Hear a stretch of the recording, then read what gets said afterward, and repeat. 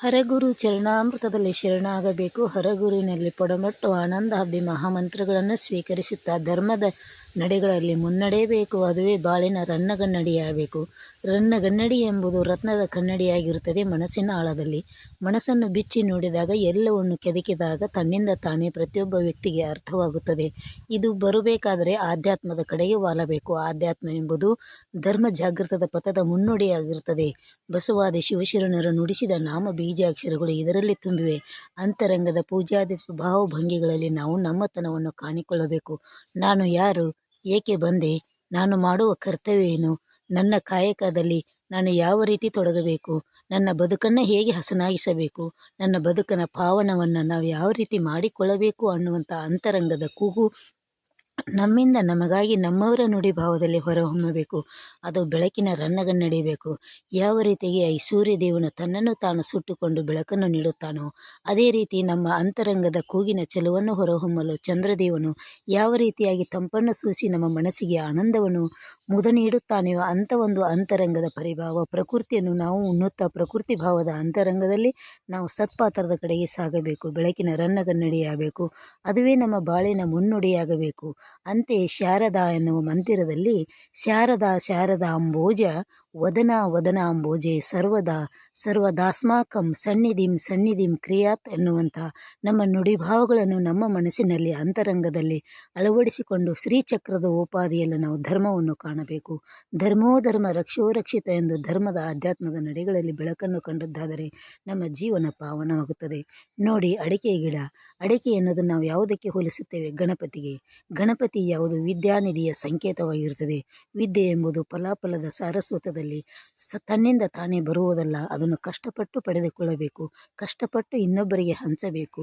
ಕಷ್ಟ ಬರಲಿ ಸುಖ ಬರಲಿ ಎಲ್ಲವನ್ನೂ ಸ್ವೀಕರಿಸುತ್ತಾ ನಮ್ಮವರಿಗಾಗಿ ನಮ್ಮವರ ನುಡಿಭಾವದಲ್ಲಿ ನಾನು ಇದ್ದ ಸ್ಥಾನ ಯಾವುದು, ನಾನು ಮಾಡುವ ಕರ್ತವ್ಯವೇನು, ನನ್ನ ಪಾಲಿನ ಗುರಿ ಏನು, ನಾನು ಯಾವ ರೀತಿ ಬದುಕಬೇಕು, ಹೇಗೆ ಬಾಳಬೇಕು ಅನ್ನುವುದನ್ನು ನಾವು ಅರ್ಥೈಸಿಕೊಳ್ಳಬೇಕು.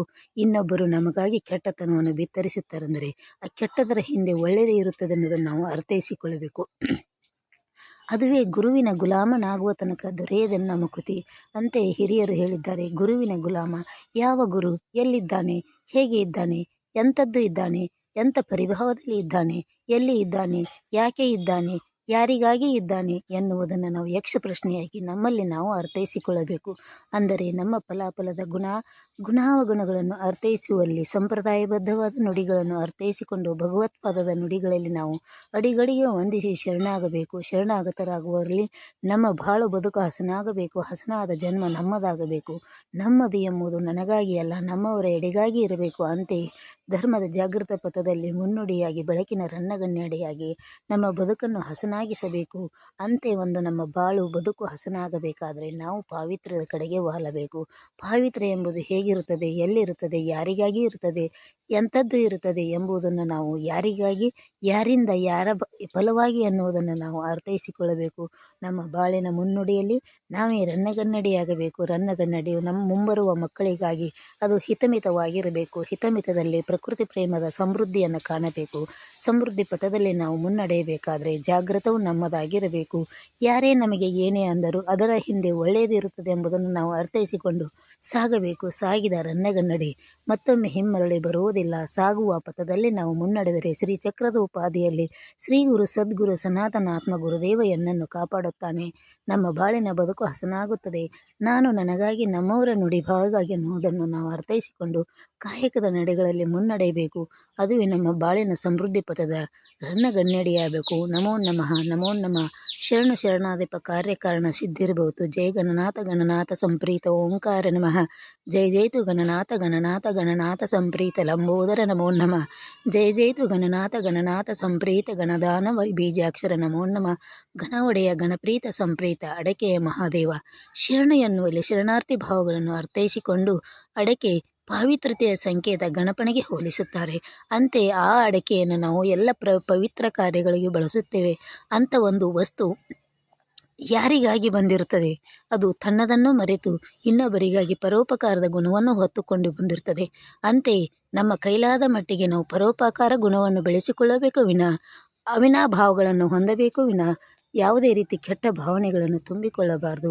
ನಮ್ಮಲ್ಲಿ ನಾವು ನಮಗಾಗಿ ನಮ್ಮ ಎಡೆಗಳಲ್ಲಿ ಬಾಂಧವ್ಯವನ್ನು ಬೆಳೆಸಬೇಕು ವಿನಃ ಬಾಂಧವ್ಯದ ಕೊಂಡಿಯನ್ನು ಕಳಚುವಂಥ ಒಂದು ಶಕುನಿಯ ಪಾತ್ರವನ್ನು ಮಾಡಬಾರದು.